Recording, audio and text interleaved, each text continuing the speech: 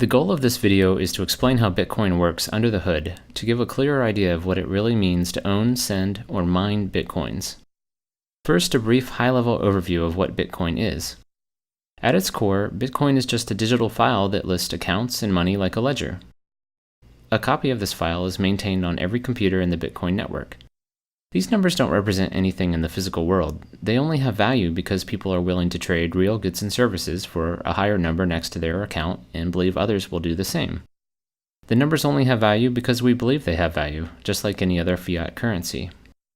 To send money, you broadcast to the network that the amount on your account should go down and the amount on a receiver's account up. Nodes or computers in the Bitcoin network apply that transaction to their copy of the ledger and then pass on the transaction to other nodes. This, with some math-based security, is really all there is, a system that lets a group of computers maintain a ledger. While this may sound similar to the way a bank maintains a ledger, the fact that the ledger is maintained by a group rather than a single entity introduces a number of important differences. For one, unlike a bank where you only know about your own transactions, in Bitcoin everyone knows about everyone else's transactions.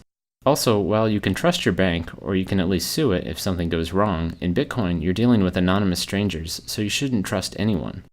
The Bitcoin system is amazingly designed so that no trust is needed. Special mathematical functions protect every aspect of the system. The rest of this video will explain in detail how Bitcoin allows such a group of strangers to manage each other's financial transactions. At a basic level, for Alice to send money to Bob, she simply broadcasts a message with the accounts and the amount. Send 5 Bitcoins from Alice to Bob. Every node that receives it will update their copy of the ledger and then pass along the transaction message. But how can nodes be sure that the request is authentic, that only the rightful owner has sent the message? Bitcoin rules require a kind of password to unlock and spend funds, and this password is what's called a digital signature. Like a real handwritten signature, it proves the authenticity of a message, but it does so through a mathematical algorithm that prevents copying or forgery in the digital realm.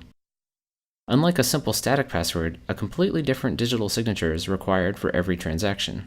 Keep in mind that in Bitcoin, you're dealing with complete strangers, so you never want to reveal a password that could be copied and reused by someone else. A digital signature works by utilizing 2 different but connected keys, a private key to create a signature and a public key that others can use to check it. You can think of the private key as the true password and the signature as an intermediary that proves you have the password without requiring you to reveal it. Public keys are actually the send to addresses in Bitcoin, so when you send someone money, you're really sending it to their public key. To spend money, you must prove that you're the true owner of a public key address where money was sent, and you do that by generating a digital signature from a transaction message and your private key. Other nodes in the network can use that signature in a different function to verify that it corresponds with your public key. Through the math behind the digital signature, they are able to verify that the sender owned a private key without actually seeing the private key. Importantly, because the signature depends on the message, it will be different for every transaction and therefore can't be reused by someone for a different transaction. This dependence on the message also means that no one can modify the message while passing it along the network, as any changes to the message would invalidate the signature. The math behind this is fairly complex, and while I won't try to explain it fully now, here are some topics you can Google to get started: elliptic curve digital signature algorithm and mathematical trapdoor. More at the end of the video.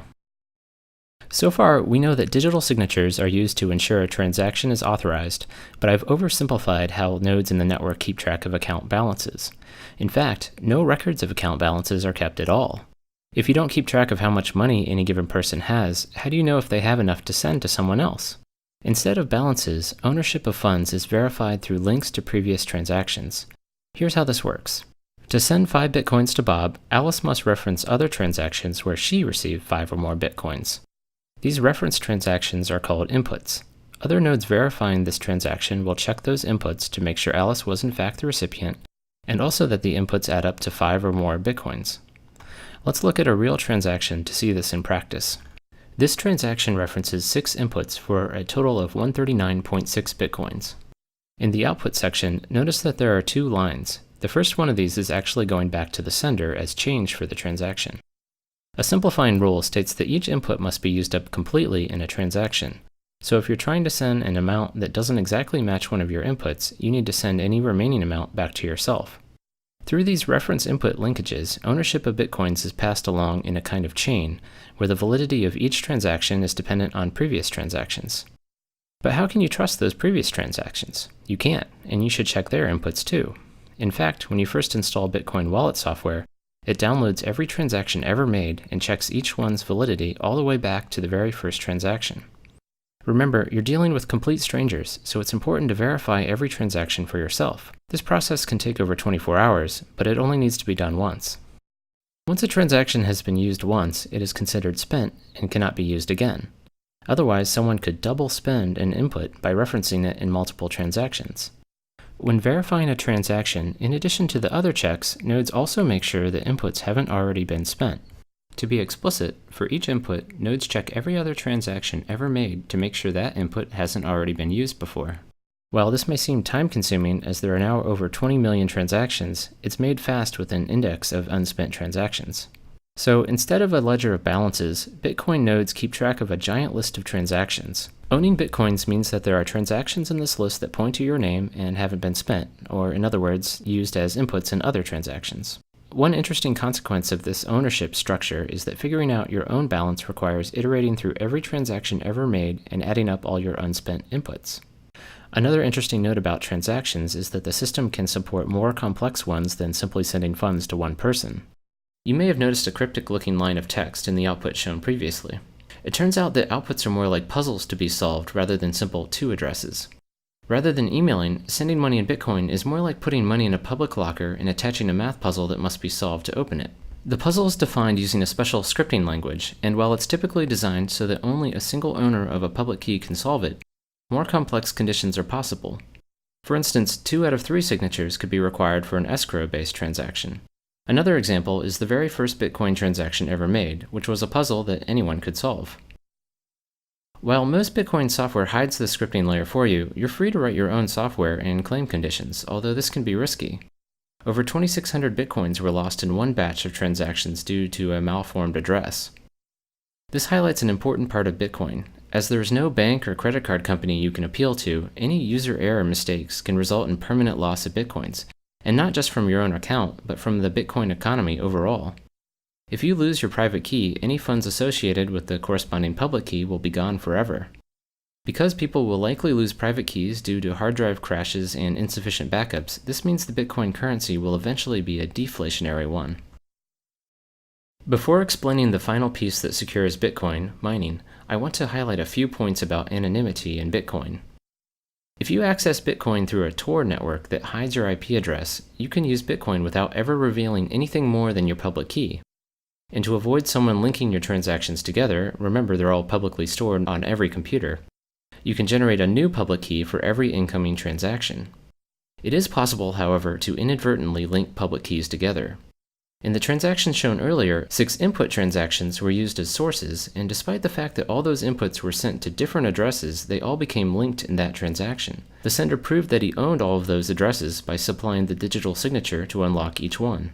Researchers have in fact used these links to study Bitcoin user behavior. You might think that generating a public key receiving address could potentially create a link to your true identity, but even this step is anonymous and amazingly can be done with no connection to the network. You simply click a button in your wallet software and it randomly generates a new private and public key. Because there are so many different possible addresses, there's no reason to even check if someone else already has that key. Compare this to signing up for an email address where almost everything you might try has been taken. In fact, if you did guess someone else's key, you would have access to all their money. This is the total number of possible Bitcoin addresses. These large numbers protect the Bitcoin system in several ways, so it's useful to try to appreciate just how big they are. Some estimates for the number of grains of sand in the entire world are around 7.5 million trillion. Now imagine that every grain of sand represented an entire other Earth of additional grains, and you're still much smaller than the possible number of Bitcoin addresses. Let's recap Bitcoin security so far. By verifying the digital signature, we know that only the true owner could have created the transaction message.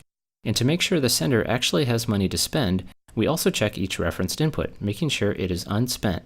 But there is still one large security hole in the system that can make this unspent check unreliable, and this has to do with the order of transactions. Considering that transactions are passed node by node through the network, there's no guarantee that the order in which you receive them represents the order in which they were created.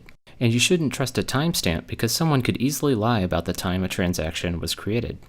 Therefore, you have no way to tell whether one transaction came before another, and this opens up the potential for fraud. A malicious user, Alice, could send a transaction giving money to Bob, wait for Bob to ship a product, and then send another transaction referencing that same input back to herself. Because of differences in propagation times, some nodes on the network would receive the second double spending transaction before the one to Bob. And when Bob's transaction arrived, they would consider it invalid because it's trying to reuse an input. So Bob would be out both his shipped product and his money. Overall, there would be disagreement across the network about whether Bob or Alice had the money because there's no way to prove which transaction came first. In light of this, there needs to be a way for the entire network to agree about the order of transactions, which is very much a daunting challenge in a decentralized system. Bitcoin's solution is a clever way to both determine and safeguard the ordering through a kind of mathematical race. The Bitcoin system orders transactions by placing them in groups called blocks and linking those blocks together in something called the blockchain. Note that this is different from the transaction chain we discussed earlier. The blockchain is used to order transactions, whereas the transaction chain keeps track of how ownership changes. Each block has a reference to the previous block, and this is what places one block after another in time. You can traverse the references backwards all the way to the very first group of transactions ever made. Transactions in the same block are considered to have happened at the same time, and transactions not yet in a block are called unconfirmed or unordered. Any node can collect a set of unconfirmed transactions into a block and broadcast it to the rest of the network as a suggestion for what the next block in the chain should be. Because multiple people could create blocks at the same time, there could be several options to choose from. So how does the network decide what should be next? We can't rely on the order that blocks arrive because, as explained with transactions above, they may arrive in different orders at different points in the network. Part of Bitcoin's solution is that each valid block must contain the answer to a very special mathematical problem. Computers run the entire text of a block plus an additional random guess through something called a cryptographic hash until the output is below a certain value. A hash function creates a short digest from any arbitrary length of text. In our case, the result is a 32-byte number.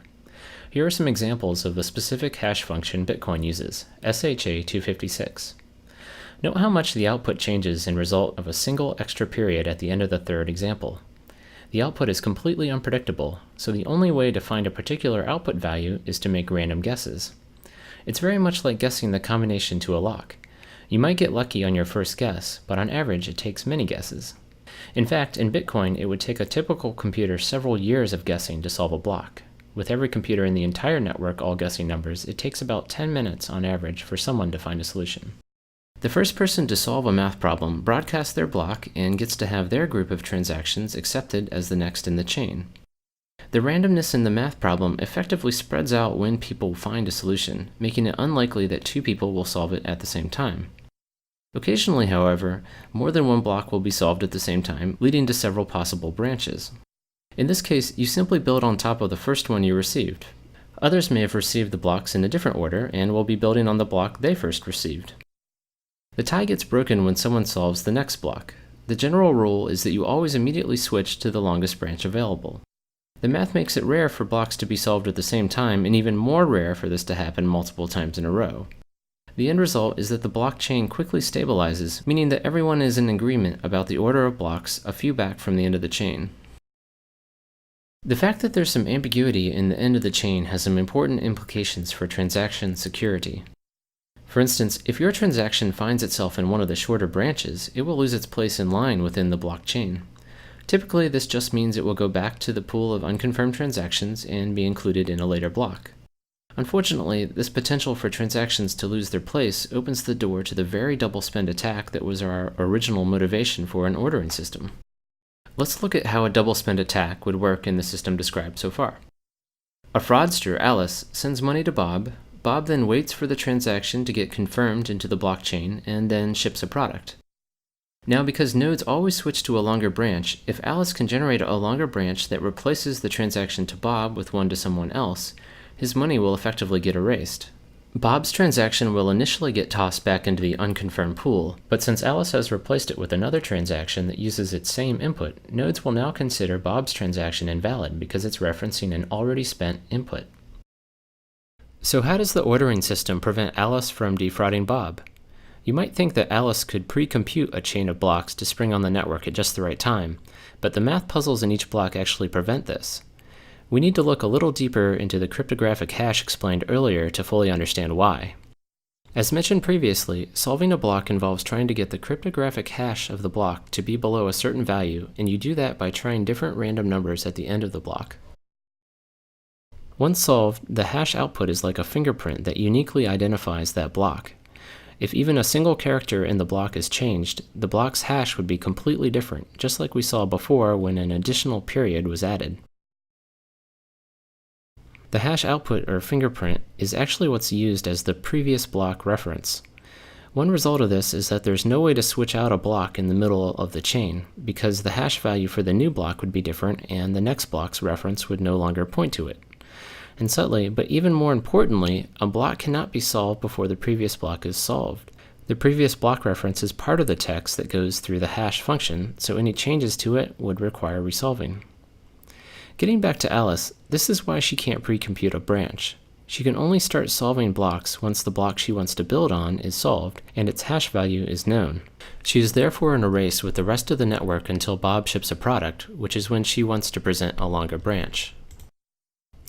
One last question is whether Alice might be able to outpace everyone if she had an extremely fast computer, or perhaps a room full of computers. But even with thousands of computers, she would be unlikely to win the race to solve a block because she isn't racing any one computer, but rather the entire network. You can think of it like a lottery. She can operate thousands of computers, or equivalently buy thousands of lottery tickets, but even then, it's much more likely that someone else would win. She would need control of half the total computing power in the entire network to have a 50% chance of solving a block before someone else, and much more to have a high probability of winning several blocks in a row faster. So transactions in the blockchain are protected by a mathematical race, one that pits an attacker against the entire rest of the network. A consequence of blocks building on top of each other is that transactions further back in the chain are more secure. An attacker would have to outpace the network for a longer amount of time to carry out a double spend attack, replacing a block further back in the chain. So the system is only vulnerable to a double spend attack near the end of the chain, which is why it's recommended to wait several blocks before considering received money final. One last comment on the blockchain before explaining the final pieces of the Bitcoin system. Amazingly, nothing described so far requires any trust. When you receive information from strangers in the Bitcoin network, you can check for yourself that block solutions are correct. And because the math problems are so hard, you know that there's no way any attacker could have generated them on their own. The solutions are proof that the computing power of the entire network was brought to bear. Now that we've discussed how money is transferred through digital signatures and transaction chains, and how the order of those transactions is protected in the blockchain, let's go over the final piece, where Bitcoins come from. To send money, you must reference a previous transaction where you were the recipient, but how do coins get into this ownership chain in the first place? As a way to slowly and randomly generate and distribute coins, a reward is given to whoever solves a block. This is why solving blocks is called mining, although its real purpose is to verify transactions and safeguard the blockchain. Every 4 years, the block reward is cut in half, so eventually no more coins will be released. About 21 million in total will be created. Bear in mind that you can send down to 1/100 millionth of a Bitcoin, so the total number available will likely not limit the currency's usability. Once the block rewards cease, what incentive will miners have to process transactions? In addition to the block reward, miners also get any transaction fees that can optionally be included with transactions. Right now, miners will include transactions with no fees into blocks because their main incentive is the block reward. But in the future, transactions will likely be processed in order of the fees attached, and ones without fees will likely be ignored. So sending money in Bitcoin will probably not be free, but will hopefully still be cheaper than current credit card fees.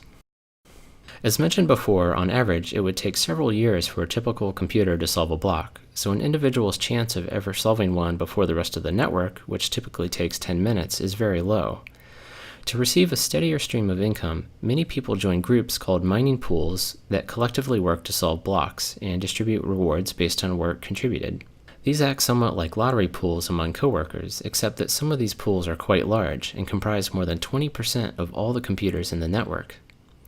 The fact that some of these pools are so large has some important implications about security. As mentioned before, it's very unlikely for an attacker to solve several blocks in a row faster than the rest of the network, but it is possible, and the probability increases as the attacker's processing power gains in proportion to the rest of the network. In fact, one of these money pools, BTC Guild, has solved 6 blocks in a row by itself and has voluntarily limited its members to ward off distrust in the entire Bitcoin network.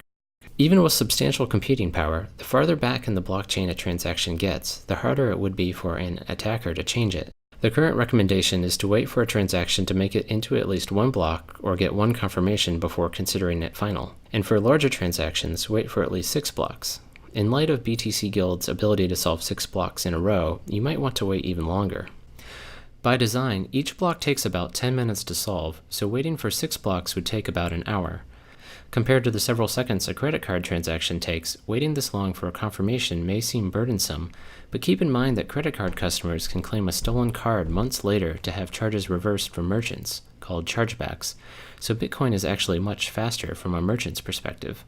The particular choice of 10 minutes was somewhat arbitrary, but extremely short times could lead to instability and longer ones would delay confirmations. As more computers join the network and specialized hardware is designed specifically for mining, the block solution time would get very small.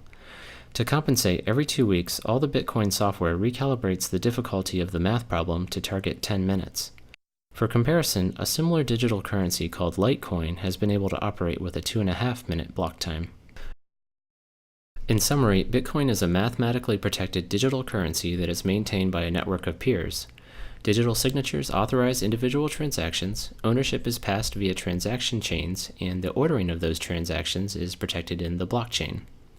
By requiring difficult math problems to be solved with each block, would-be attackers are pitted against the entire rest of the network in a computational race they are unlikely to win. Bitcoin promises many interesting ideas, such as insulation from government meddling, anonymity, and potentially lower transaction fees. It also has many challenges, as it is currently very difficult to exchange Bitcoins for other currencies, and it has been cited as a haven for illegal activity and tax evasion, so governments may try to ban it. Also, the mathematical race that protects the blockchain uses a substantial amount of electricity.